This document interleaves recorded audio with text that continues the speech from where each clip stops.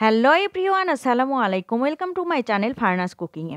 আবারও নতুন একটা রেসিপি নিয়ে হাজির হয়েছি আপনাদের মাঝে। অসাধারণ দেখতে কালারফুল ইয়ামি জেলি পুডিং। এই পুডিং পরিবারের সবাইকে এমনকি অতিথি আপ্যায়নে পরিবেশন করতে পারেন অনায়াসে।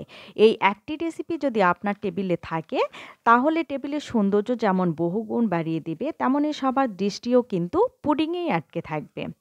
প্রথমেই আমি ১ কাপ পরিমাণ পানি নিব। তাতে দিব ১ প্যাকেট রেড কালারের জেলি পাউডার। এরপর চুলা মাঝারি রেখে অনবরত নাড়তে থাকবো। নাড়তে নাড়তে যখন ঘন হয়ে আসবে, এই রকম যখন ঘন আঠা হয়ে আসবে, তখন নামিয়ে নেব। এইরকম একটা স্টিলের ছড়ানো বাটিতে ঢেলে নেব। এরপর ঠান্ডা করে ১ ঘন্টার জন্য ফ্রিজে রেখে দিব। সেমভাবে আবারও ১ কাপ পানি নিব। তাতে অরেঞ্জ কালার জেলি পাউডার দিব। আবারও নাড়তে থাকবো। যখন ঘন আঠা হয়ে আসবে তখন ঢেলে নিব। এই জেলি পাউডার কিন্তু বাজারে বিভিন্ন কালারের কিনতে পাওয়া যায়। এরপর আমি গ্রিন কালার জেলি করে নিব। সেমভাবেই ১ কাপ পানিতেই করে নিব।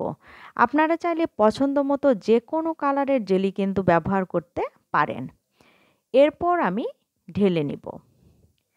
এরপর দ্বিতীয় ধাপে আমি নিয়েছি ১ লিটার পরিমাণ ঘন দুধ। দুধটা কিন্তু আগেই কিছুটা জাল করে নিয়েছি। এরপর আবারও একটু জাল করে নেব। এরপর দিব ২ টেবিল চামচ পরিমাণ পাউডার দুধ। দুধটা দুধের সাথে ভালো করে মিশিয়ে জাল করে নেব। এরপর দিব পরিমাণ মতো চিনি।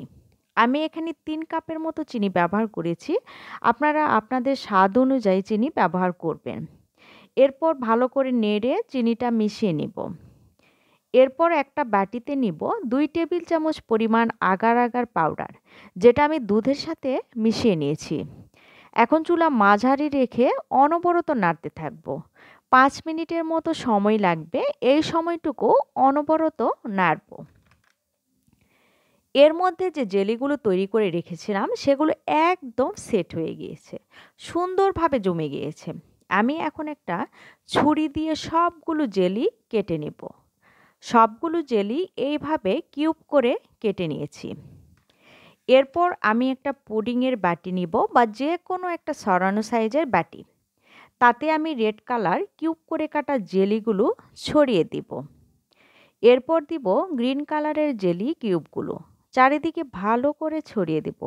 এরপর দিব অরেঞ্জ কালার জেলিগুলো, পর্যায়ক্রমে সবগুলো জেলি দিয়ে দিব।